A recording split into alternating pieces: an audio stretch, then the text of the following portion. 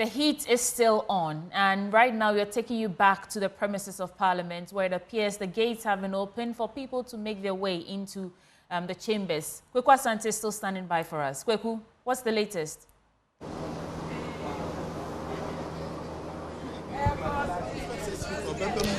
Yes, so the chamber has now been opened.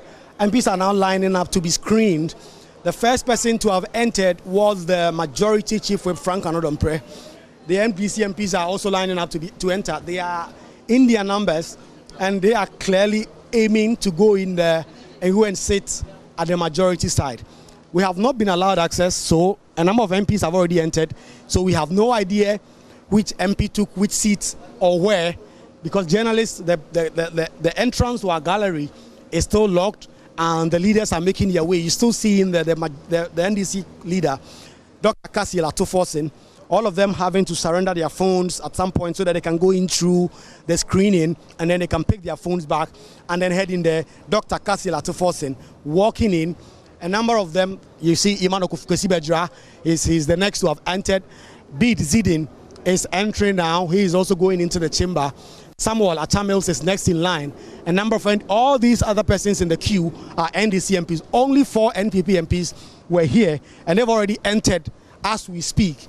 And so it will be interesting to see who has taken which seats. And because Frank Anodompreh was the first to go in there, you would expect that he will go straight to his seat as the chief whip on the majority side, and he's already gone in there. But more NDC MPs following. Expectation is that they will perhaps take the other seats in the majority side and then perhaps leave the Frank Anodompreh sitting amongst them. Whatever happens, when we go in there, we'll be able to see for ourselves what exactly is going in there. So the last of the members of parliament who are currently around are entering. You see the Honorable Sukparu, who is just entering. Then the MP for Kpone Katamanso also about to go. Then Bismarck Nyakote MP also going in there. A lot more, about five NDC MPs. The last in the queue who are going in there. Journalists have still not been allowed to go in there, so we can't see what exactly is happening in the chamber and which seats, which chairs, which area has been taken over by the sides of parliament, and we'll be trying to get some access as to what exactly is happening there. The last of the NDC MPs now going in. The last NDC MP is now entering, and the rest of the other persons who are going in there are staff.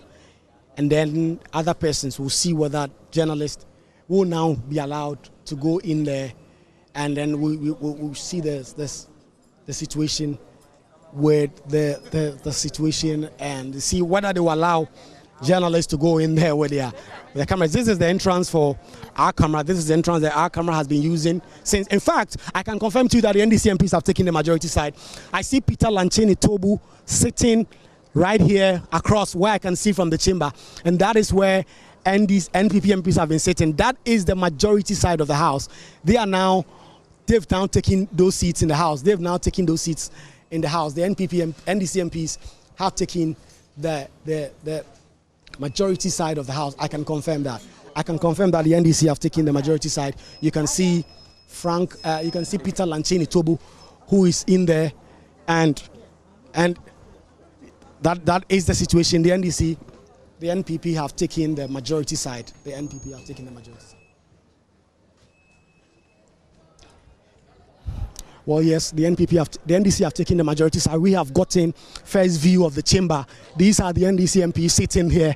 The minority leader, Dr. Cassiel Atoforsen, has taken the seat as the majority leader. He has taken the black seat.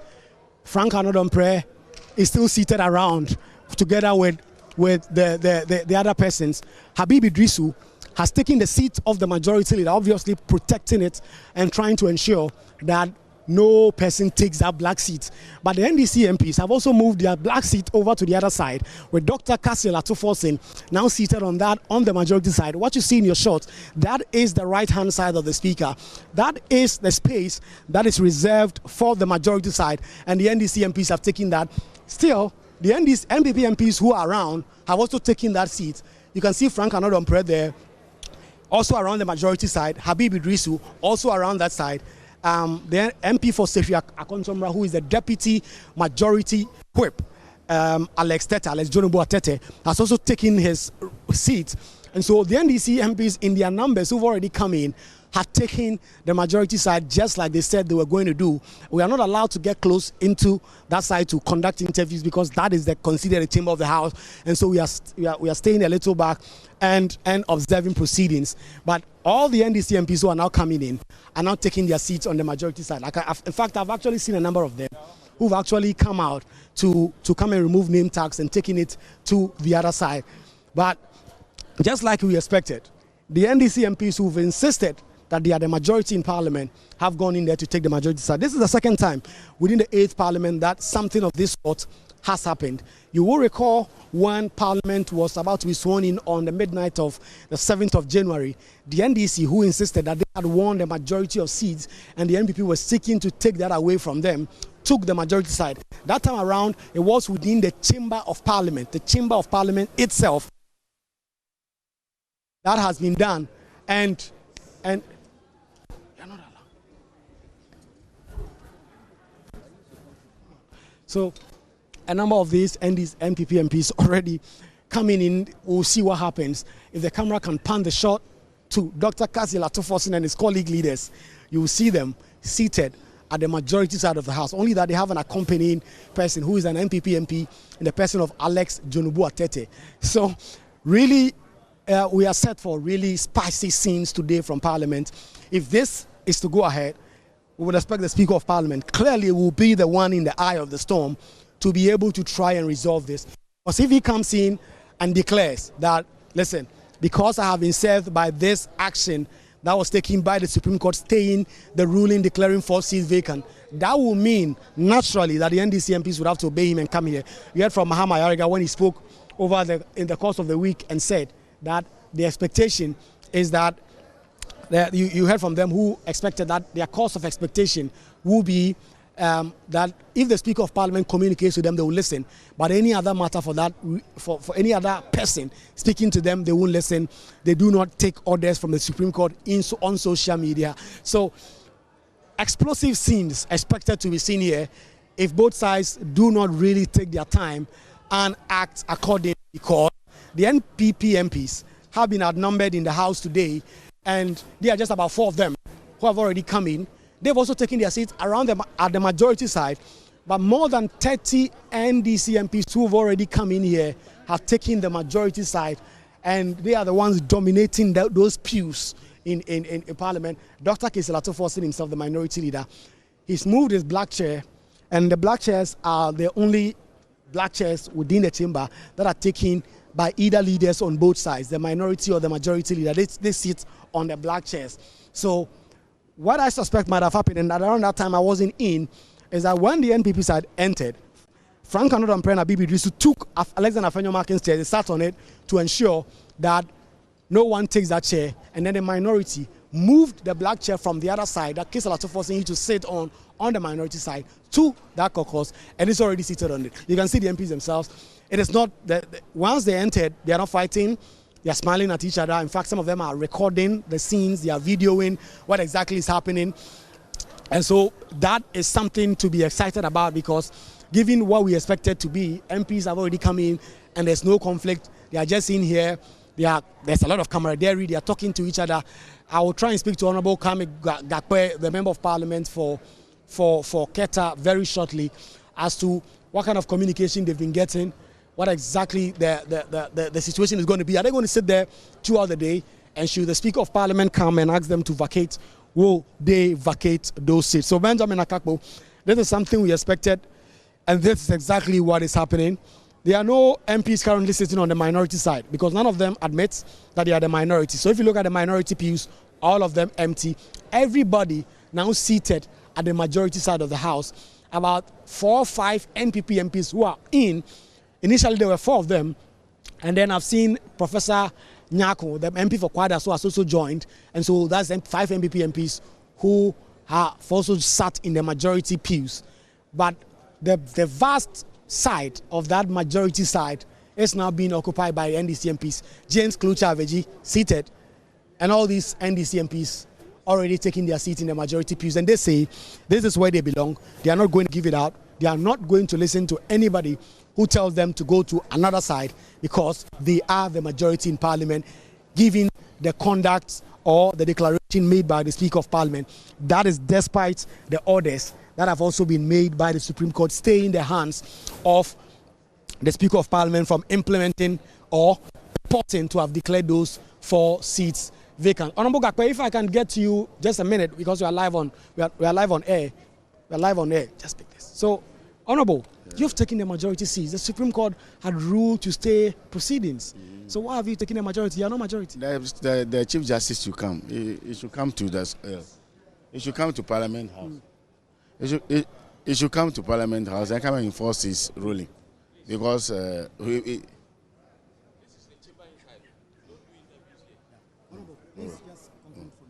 yeah, so we are asking, I mean, this is a chamber. Parliament is a master of its own rule. And then, I mean, we have 3 arms of government, so this is Parliament. So we do things based on our standing order in the Constitution. So, I mean, the Speaker have rule, and then we are complying with that. The injunction doesn't affect we the former minority. We are now majority, so... I mean, the Marshal Department are asking us to leave here for now, so we'll keep giving you the scenes from within the precincts of Parliament, that you can see the NDC MPs. They've taken the majority side of the House, and they say they are going to keep up sitting there and ensuring that that is exactly where they belong. And so we have been asked out of the chamber. Our cameraman has gotten a very privileged position to give you all the great shots from within Parliament, as NDC MPs have now taken their seats on the majority side, and that is what is going to pertain at least up until the Speaker of Parliament takes his seat and perhaps makes some consequential orders as to whether or not they can continue to take this seat that they've claimed is theirs.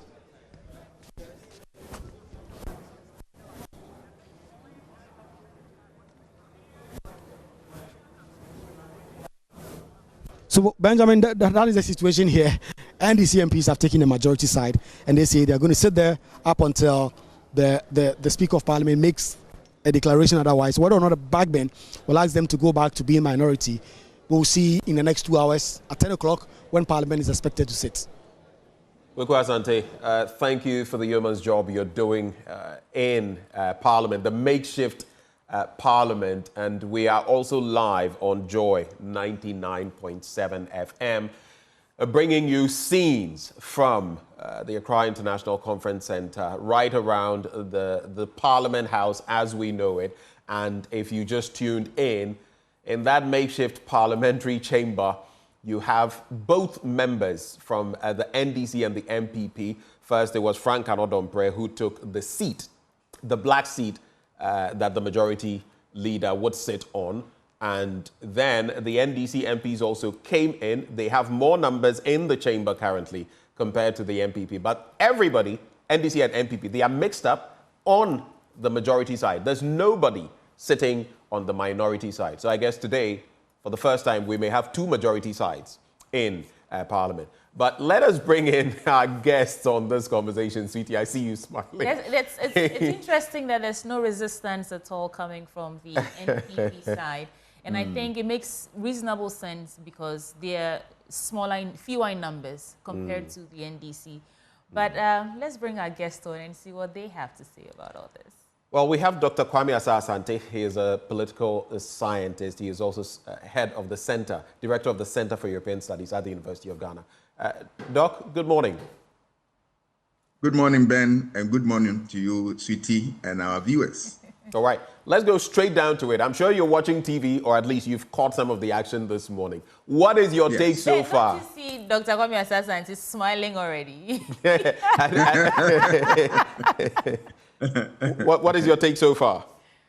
It's an interesting development. I hope and pray that whatever grievances that they have, they will be able to, allow cool heads to prevail. And that at the end of the day, we will have one Ghana, one parliament, and one democracy.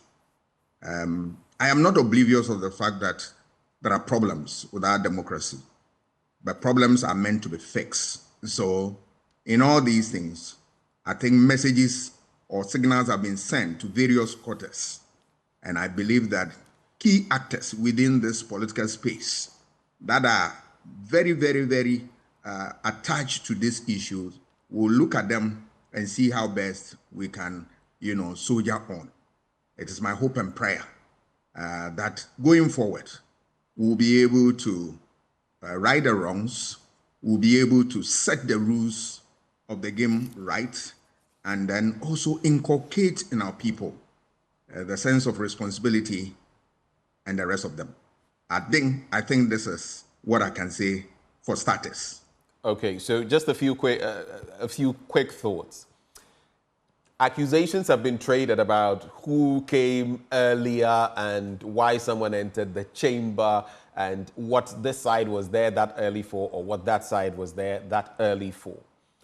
It also appears that there's not going to be the giving of any inch of space as far as the two sides are concerned, because like I said, they're both massed up at the makeshift, chamber on the majority side.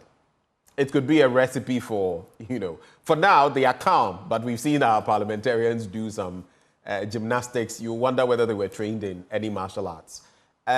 There's also the bit about supporters of the MPP, clad in party colors, showing up in the same vicinity, in buses, in droves, hundreds of them. What would be your reaction to these developments? Yeah, that is what I also am worried about. Let's take, for instance, in Parliament, I can see what I know to be the minority seats being abandoned. All right. So it tells you that the statement we had from the NDC that they will occupy the majority seats has come to pass. And then by this, I also see that when the NPP also, I don't know whether they are in already, they will also be at the majority seat. And this is where it gets murkier if we don't have who has. But one thing that I know for sure in Parliament that we have seen in other jurisdictions where sometimes there is also, accusations and then sometimes even fisticuffs. In extreme circumstances, we've seen that in Kenya and the rest of them. And our Parliament has given us, a little bit of it when we saw the election of the Speaker and the matters arising there. That said, I want to believe that we'll continue to have, cool heads prevailing here. And that my biggest worry is the supporters who have been asked to come to the area. If we don't take care and handle the situation there, and then NDC also bring their supporters, you are likely to have a confrontation. And I trust in our security because yesterday I read a statement from Parliament about the security arrangement and all that. And being a former reporter of Parliament, I always know that in matters of this nature, Parliament is firm and they want to leave no stone unturned. And I also know that in matters of this nature, the police, what I've seen over the years, they've been professional, calm, but they are firm. So I want them to not to disappoint me and disappoint Ghanaians, so that at the end of the day, whatever difference they have, they will be able to settle it and then allow us to have, continue to have the meaningful democracy that we'll have. It is a prayer, but I think that as we are speaking, they are also listening and listening with rapt attention, and that they want to give Ghanaians what we deserve by making sure that this democracy survives and survive forever. Doc, we'll go to Mr. George Amo in a bit, but I want to find out from you, are the NDC MPs doing anything wrong by occupying the seats that are reserved for the majority in Parliament? Are they doing anything wrong right now? What a question. That's $1 million question. Because that is the bone of the contention. The Supreme Court has ruled on this matter, saying that hold it, and then we will decide. When I say we, know me, the Supreme Court, on the matter, but in the interim, stay your action. The NDC saying that has not been communicated to them and to Parliament. But this morning I heard that every communication has been given to Parliament, and that is what is the situation now. If I listen to a bit from Mr. Ayariga, who said that yes, they take instructions directly from the Speaker, who is the leader of the House, and that as far as they are concerned, they have never been informed by the Speaker about any change. So the status quo, as the ruling of the Speaker, is what is going to stand, and that is where the beef is. We want to give ourselves time and see as the Speaker comes in and what the situation will be. Who knows? The Speaker is going to make a statement that will, uphold the decision of the Supreme Court, or we are going to see something different. I think it's a matter of time. We need to wait and see what happens. Thank you but so much, as I've always said, it's my hope and prayer that in all these things we remember that we are fighting for nothing for democracy. And if it's for democracy, then we know the basis of every democratic rule is the people. All right, demos. All right, Doc. The people, the people's rule. Thank you. Let's bring in Mr. George Amo. He's the Executive Secretary for the National Peace Council into the conversation. Many thanks for your time, sir, on the AM show. Now, there's been a number of elements that don't augur well for this make or break parliamentary seating this morning. We have reports of people who've been bussed to the premises near where Parliament is currently sitting in party colours. Allegations of people or the security allowing NPP parliamentarians to enter the chamber earlier this morning, even though security was not supposed to do that, and so many other things coming out right now. How does all of this sit with you in this make or break, like we are describing it, parliamentary seating that is happening right now as we speak? All right. Good morning. Look, good morning. Good morning, Mr. Amo. Yeah. Good morning. Good to see you. It's been a while. Good to see you, sir. Yes, sir. Yeah. I think that at some points in any democratic life of a country, tests like what we are seeing will come. It shouldn't be strange. However, I think this test has to be passed. And I am confident that the country would pass this test. So it is not unusual, though unwanted, but I think that after today, I'm sure Speaker will come and settle the matter once, and we can move on as a country. So I would also want us to look at this from the positive side. If we're able to overcome, we have put one block on what is existing. We are making our path clearer. So I am confident that we will choose the path of peace instead of the path of chaos. Mr. Amo, what's inspiring this confidence? Mr. Amo, what is inspiring this confidence that you have? What will it take? As we speak, both NDC MPs and NPP MPs have occupied the parts in Parliament reserved for majority. What would it take for us to steer this tide? This confidence, a peaceful outcome. We are having some conversations behind the scenes, as we normally do. I think the signals are positive, and that is what gives me hope. Please share some more details with us. What's exactly happening? You see, when you engage somebody and the words are in consonance with the body language, then you can have a signal. And from the conversations we have had, indeed, with some key actors in leadership of Parliament, I think reason would prevail over the ego. So let us give ourselves some time. I'm sure when the speaker sits in the chair this morning, things will be restored, and we will have our parliament that we have known it to be a peaceful one. So, that's what I would say. You've engaged some leadership or members of Yes. the leadership of parliament. Yes, we have. Okay. Okay. And we are still doing that. Thank you, Benjamin. Before I spoke with you, I was in touch with some of them. Okay. Thank you. So the National Peace Council says they are engaging leadership of parliament. So hopefully the day will end without chaos. Benjamin will bring in our next guest. But before I get to Dr. Rashid Rahman, it's good to have you. But Mr. Amo, just quick thoughts. You say Yes. you're hoping that ego will be set aside and that reason, what is reasonable, will take place. From where you sit, what will be reasonable?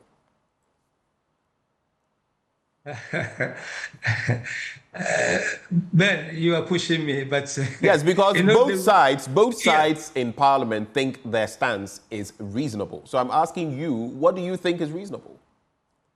Yes, you see, the speaker would have to make a statement on what is happening, and I am confident that that statement would be reasonable. Okay. Okay. Yes, the statement. You let's wait for the speaker to sit. This speaker will not lead this parliament to chaos. He will not, and I'm very confident, having engaged him, that he would lift the state above any other thing, and that is what gives me hope. I'm very confident about this. Okay.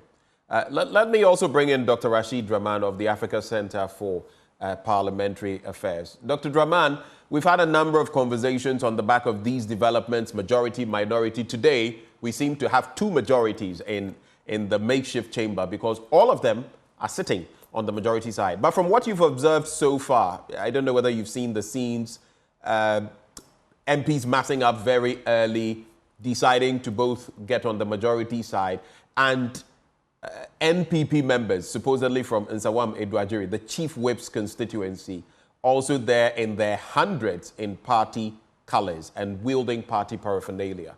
What do you make of all this? Hello, Dr. Rahman, if you can hear me.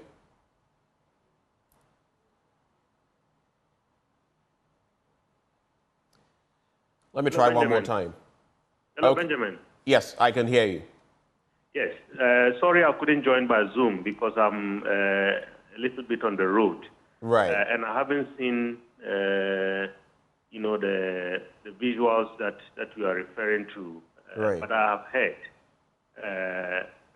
as early as this morning, what was going on in the chamber. Before you proceed, Dr. Rahman, I hope Yes. at least, since you say you are in a vehicle, have you parked just for your safety? Are you stationary Yes. before you have this? Yes. No, I'm just saying that I'm not in the jurisdiction, so Okay, it's fine. all I right. can speak. All I right, can speak. go ahead. Yes, I can speak. So I'm just saying that, as early as 6 a.m., the situation did not give me a lot of confidence in terms of what the final outcome is going to be. Because when I heard the news that the Marshal of Parliament issued a directive saying the gates of the House will be open at 8 a.m., yet we had somebody seated in there around 6 o'clock. I don't know whether he was a magician or how he got into the house. I realized that the signs were not good. And for me, what that indicated was that all the conversations that we've had on your platform, on other platforms, where all of us, including I've heard my friend George Amo talking about, the confidence that he has in terms of the outcome of today. I think all that might have fallen on deaf ears, because I don't think very much has been done in terms of bringing the two sides together in terms of some confidence building. The two sides appear to have really dug in into their very kind of strong positions. One parliament, two majorities, no minority. Very bad for what is about to happen to our country today. And I just hope that even if we didn't get the clarity that we needed from the Supreme Court, which would have maybe put all these to rest, hopefully, maybe we'll get some clarity from the Speaker, and one that perhaps takes the mood of the country into account, looks at, where we are, and generally look at, the persistent challenge that most democracies face today, the issue of trust, lack of trust. I mean, the Speaker himself said this recently. I attended his lecture in Lagos. He says the people who will lead don't have trust in us. So, and this is not unique to Ghana. Data after data, in its recent the Afrobarometer report has indicated about our country as well as other African countries. So I just hope all these will be taken into account. When the Speaker steps into the chamber, he will be guided by all these, the bigger picture. I mean, some people might not be happy, but I think the unity of our country, the oneness of our country, and the effort not to plunge our country into a crisis that could spill out of control, hopefully would guide the Right Honourable Speaker and the leaders once they step into the chamber this morning. So there are interesting scenes in the chamber, but look, all eyes are on the Speaker. Today, I don't know how to put this, but he would probably be the most powerful figure. Of course, I know the pecking order and how some things go, but all eyes today are on the Speaker of Parliament and what decision he will arrive at. Yesterday, I interacted with Roxanne Nelson Dafiamakpo, the South Dying legislator, and he made mention of the fact that for them, it's a simple matter. The Speaker could simply decide, okay, the Apex Court did not give us a clear decision on the matter, on the face of the law. So we're also going to adjourn Parliament, sine die, indefinitely, and until the court decides what the right thing is that must be done. Remember that the Apex Court also did not decide on the matter. They just stayed the hand of the Speaker in terms of the execution of what he had delivered in Parliament. Makes for interesting times. What would be your expectations of the Speaker of Parliament, taking into consideration that this could become a contemptuous tit-for-tat situation? What would be your take? Yes. So, I mean, the Speaker could be a hero this morning, depending on what he does. And a lot of my friends who are, not too much involved in the processes of democracy and so on, have called me to say, why doesn't the Speaker just adjourn Parliament until just exactly what you are saying, referring to the member for South Dai? But I told them, look, at the last sitting, Parliament was not adjourned. So that can only happen today when they come together. And I think I buy into that suggestion, because then maybe people can go away. Sometimes time heals. And hopefully, as the days and weeks go by, some discussions can happen and some compromises can be struck. And in fact, there are even some who are saying maybe the parliament should be adjourned until elections, just so that we avoid all this unnecessary, the business of the country will suffer. But I think it's better than having maybe a war situation on our hands. So I hope those who are speaking to the speaker, those who have access to him, perhaps would advise him appropriately. And that is certainly one of the things to do, because tit for tat is not going to lead us in. Just a brief follow-up before I hang my virtual questions, so to speak. Is this on both sides? Is it not just a play of power? Because in the end, how many weeks are left in this parliament session, this life of parliament? Is it not just about egos on both sides? Just my final bit to you. I mean, seriously, Benjamin, I think you have put the nail right there. I mean, it's all about egos. I mean, I was on your program on Joy a few days ago, and one of your colleagues on the program called Honorable Apenyomak and called him the MP for the Futu, and he says, address me properly. Otherwise, this conversation will not continue because I'm majority leader. This morning, I heard the Honorable Abuja being addressed as minority chief whip, and he told the journalist, please address me properly, I'm majority chief whip. Right there, I think that is what is at play. And beyond that, Benjamin, I think it's also about the issue of legacy. Maybe, every group trying to project itself. We have heard the NDC say that we are going to repeal this, we are going to repeal that. The MPP would say we are going to guard this jealousy.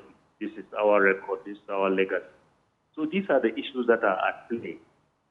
But to be honest with you, beyond all this is also what a lot of lay people are saying. Some people are calling us and saying that, look, we know in the dying days of Parliament, that is when a lot of kind of obnoxious things are done. So maybe the situation we have on our hands, if for instance, the minorities have changed, then perhaps that could serve as a check. And now I'm talking about the interests of our country. Right. So, people are raising all these issues. So these are all at play in terms of, yes, very few weeks left, but a lot could happen within these few weeks. Dr. Norman, right before you go, right before we let you go, I've heard you say that you hope that those who are in the ear of the speaker sort of nudge him in the right direction. And we are standing on the brink of a precipice where one wrong move or one wrong decision could lead us to disaster. In this case, what would be the right move? Well, I think the right move, honestly, I mean, if I could offer any advice to the right honorable speaker, is to walk into the chamber and maybe have a very simple one sentence statement, like the honorable member for South Dai has said. We don't have clarity. Our country is on the brink. Our democracy is being tested. Let us wait until we have clarity on 97, G and H, and then we can reconvene. Well, then I think our country would go back and try and see how we can research the relationships and make sure that, we keep our record intact, at least as a hope for democracy in our sub-region. Thank you so much, Dr. Rashid Rahman, Executive Director for the Africa Center for Parliamentary Affairs. Right. Yeah. Thank you for having me. Well, we still have Dr. Asa Asante with us. Do we? Doc, are you still with us? Okay. Sweetie, would you like to... Doc, any quick reflections on where we've got to so far in the conversation? Yes, I will take it from where Dr. Rahman ended, and that what can be done if the speaker comes in. What is he expected to do to save the situation? He did say that yes, if they can wait for the Supreme Court to rule so that we can have clarity and move on. I would take it from there. It's a good point, worth noting, but there's more to it, more to it in the sense that it gives you an idea that all that we are happening. Part of the reason is that sometimes when issues like this, feature in the Supreme Court, they are not able to handle on time. Let us also remember that the Supreme Court has always been inundated with cases. That if you listen to the Chief Justice, some of the judges handling as much as 1,000 cases and all that is backbreaking. And it's also a problem that we as a society need to confront that problem head on through a certain reforms so that we save our judges from dying on the bench. So that when pressing issues like this come up, they can look at them and then deal with them with dispatch so that, we'll have clarity on this issue. Because when you look at some of the cases, you realize that because of the difficulty the Supreme Court has, and virtually handling every case in Ghana, it is unable to handle some of the issues quickly. Let's look, for instance, the issue of Domlibo matter. The Supreme Court came in with their judgment when the man had been hounded out of office already, and then ruled that the president was wrong. All right. It may not be the fault of the Supreme Court because they are inundated with cases. So that calls for a serious reform where we can look at a situation where in certain jurisdictions we have constitutional court and then we have other court, where the constitutional court is like the Supreme Court, handling fewer cases, and then they leave the rest for other courts to handle. We need to begin to look at that so as to save our judges not to die on time, and then also save the democracy. All right. If we go there, it's a long road, but I think it begins with what? A step. We need to look at that so that there are lots of work that are on them that prevent them from dealing with issues head on. All right. Quickly within a short time.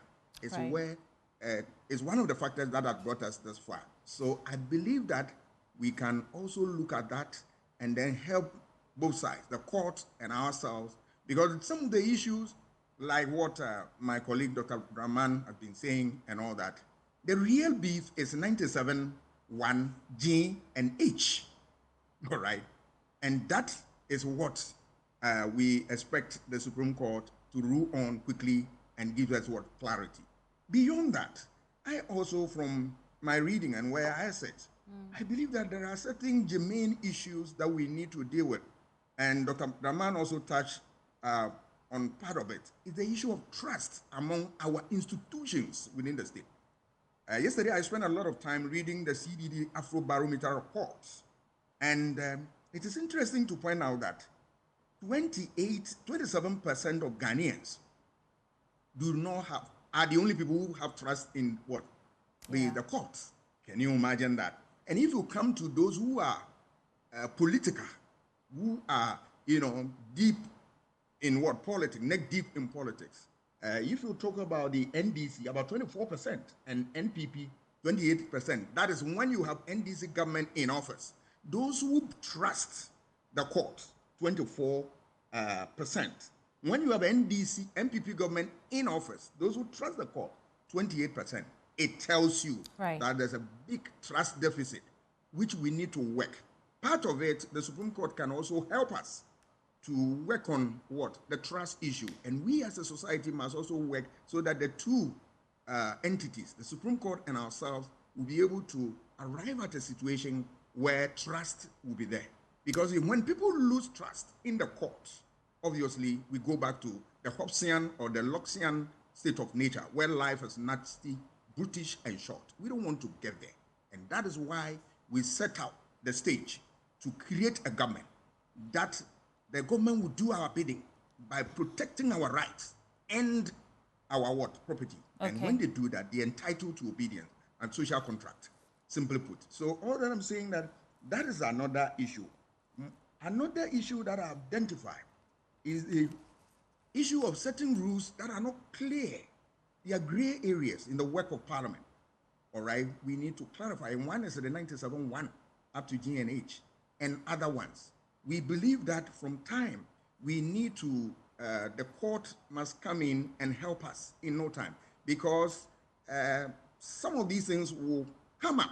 Right. And the earlier the court deal with them, the better it will be for us, and then also move on. Right. Doc, I do want to bring you back a little bit. I mean, the Chief Justice did launch that initiative, Leading Justice, a few months back. And part of the elements in that Leading Justice is speed. So I guess what I want to find out from you is the swift response to injuncting or, ruling on this matter on declaring these 4 seats vacant and asking that the Speaker of Parliament stay execution on this. Is that something that we should be commending, because it feeds into her Leading Justice in terms of speed as an element of this Leading Justice initiative? No, this case has not been ruled upon. What I know, I'm not a lawyer, is that they have stayed the hand of Parliament to execute. But to to put judges together in 24 hours to determine that is fine. But I would have loved, just a humble proposal, that the court would have given us the verdict quickly, rule the substantive matter, and then we'll move on. Because once it drags, then it creates. Remember, this Parliament has a short period now to end the tenure or the life of this Parliament. So if we don't get it on time, then it's going to be problematic. Yeah, but the court also, let us not be oblivious of the fact that the court also is inundated with work, lots of work. And we as a society have not taken the trouble to help the court out of this difficulty. Once we should be able to start the conversation around this, to be able to find out how we can deal with this. Is it the case that we want to have a constitutional court, or want to just give certain cases to the Supreme Court to deal with, so that their hands are free to handle these things, so that people do not read politics into it? And that brings me to, when cases delay and all that, depending on which side of the political divide people find themselves and their own interests, they begin to what? Speak against the court. They begin to politicize their decisions and all that.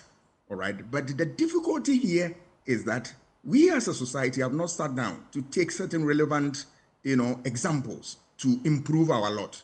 Okay. This issue came up, I started reading, and the issue of the political, the political question doctrine comes in, where they develop that type of jurisprudence that help the court to stay its hands out of areas that is political in nature, that can also undermine the work of the court.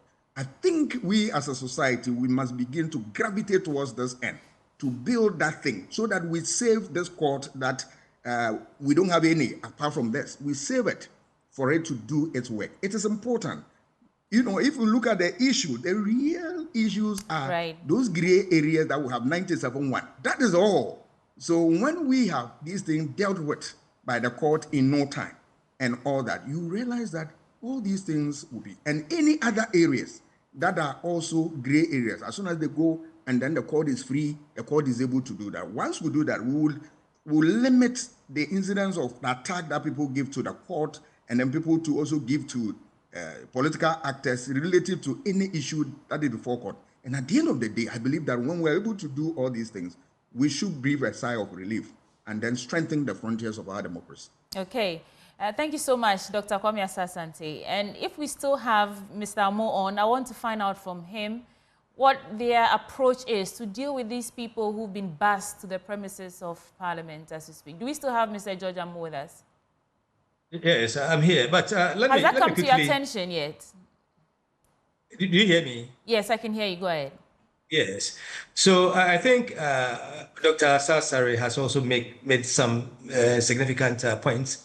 Yeah. I think we have to revisit the issue of the constitutional reforms. I think we have to go back to that place. The issue of trust and other related issues. I think if we're able to revisit and try to bring some closure on our constitutional, our commencement of reforming. I think we should go back to it and get it right once and for all. But the question you posed, you see, I would want to urge our political leaders, whatever they do today would live long after their tenure in office. So we should be very, very careful. I saw some until you said it, I didn't know that they were busing people to get closer to the Parliament House. Because I saw both NDC and MPP on my way back here in the office, some vehicles, conveying some people. I think we have to stop these things. Yeah. They are not going to help us in any way. We should allow the institutions of states, to play their roles. And if you keep intimidating them like we want to do, we are not going to get the trust that we all desire from them. So that is what I want to say. And also to inform Joy and the entire country. We've had very useful conversations with some of the leaders in Parliament, including the Speaker of Parliament himself. And that is why some of us derive the confidence that we are going to have peace at the chamber today. So let us keep, propping our leaders. They are all that we have. Let us keep, criticizing them, but also to give them the assurances that we are with them. You see, when we do that, we help our leaders to give us the kind of governance we all desire. So let us get encouraged. I'm sure the leaders of our country will not yield to chaotic, state. We have come across it before, and I'm sure we are going to overcome this. By the end of today, we would have crossed this path, and Ghana would be the winner. So let us do that, and I will encourage you, our friends in the media, let us shape conversations towards a resilient country. Mr. Amo, I must say that your confidence is sort of inspiring, that you are very confident that at the end of today, Ghana will remain peaceful, Ghana will win without any chaos that might be stemming as we speak in Parliament. Thank you so much for joining the conversation. And unless Ben has any more reflections, we would have to end. Ben, what do you think the political question is? It's stuck in my head. Do we still have Dr. Kwame Asah-Asante? And I want to ask you. I'm around. Doug, do we have a political question here? What is it? The political question doctrine. I'm not a lawyer, but I have learned from the lawyers, is that there are issues that are political in nature, and that if you allow Parliament to come in, or you allow the Supreme Court to come in, the Supreme Court will end up tainting itself. It will get itself entangled in such a problem. Americans witnessed this over the years. They developed this as part of their jurisprudence so that they stay the hands of the Supreme Court from political issues of political nature, so that the court will be free to administer when there are real constitutional interpretation issue or real legal issue. But if they are of political nature, they stay away. This plot that we are seeing right now in Parliament and the Supreme Court's interference, should I say, in parliamentary business. Is there a political question to ask? No, the issue is that when you look at it, you realize that now, from the little that I know, I'm not a lawyer, but you realize that standing orders, then certain rules of parliament, and in addition, the constitution and any other relevant rules, that is what parliament work with. And these things are in line with the constitution. So when they clash, when parliament clash with the Supreme Court, then you realize that there is a problem somewhere. And the problem will be a certain clarity that you need on certain things so that the parliament as institution will chart that path and all that. This is where we as a society, we have left a number of them unattended to. We have not dealt with that. So once we look at that, I mean, lawyers are very, the lawyers I know in this country, very great guys who can sit down and then delineate all these areas and then help us so that the court will not move in there. The court, remember the court had ruled some years ago that parliament is a master of its own rules and all that. So I'm sure it is based on this type of understanding, all right, and that they develop that. I believe that they can take the conversation a notch further by developing that political doctrine concept, so that any area that will affect the work of parliament, of the court will not go in. And then they allow the legislature to work. And the legislature will also know its bounds, and then will able to know how it will navigate its way. I can see from where I said that is the difficulty that we have. And a part of it is that we are not able to, test the law on that, and we are not able to get judgment on that in the shortest possible time. And we as a society have not been able to deal with the cases that confront the court, that they are inundated with cases and all that. Another thing that we have to look at is that when we are able to get this basis right, issue of compliance will become easy to administer and all that. And if you look at it, issue of compliance is the problem that also lingers in here, all right? And so gradually, it's my hope and prayer that we'll get there. And then Parliament will also take another step. I know that when members are elected to Parliament, they walk them through ABC or parliamentary life and all that. Doc, you have to land on this point for me. Yeah, I'll land. One of the things that we need to do is to be able to strengthen the socialization process in Parliament, where they inculcate certain norms and values in people, and then also to know some of these gray areas and how we can navigate our way. Because the issue is before the Supreme Court, I want the court to rule, then we'll come out with, look at what the court has said and see how best we can also contribute to strengthen the frontiers of this fragile democracy. Thank you so much, Dr. Kwame Asah-Asante. Benjamin Akapo. Well, when you asked, I was smiling. Pardon me? Yeah, I'm looking forward to seeing Parliament. Okay. For those of you who don't understand what she means, I'll be heading there. That's what she's referring to. Not that I have any. But it's interesting because basically what you were asking, the political question doctrine, would then focus on justiciability. The court has the power to rule on legal matters. And usually in the United States, you would see some of these come to the fore. And Parliament or Congress or whatever does its work when it comes to politics. And so in a way, it weaves into the separation of powers and the rule of law. Don't commingle or intermingle some of these things. So that in the US, they have an interesting system where there are areas where the courts will not come in.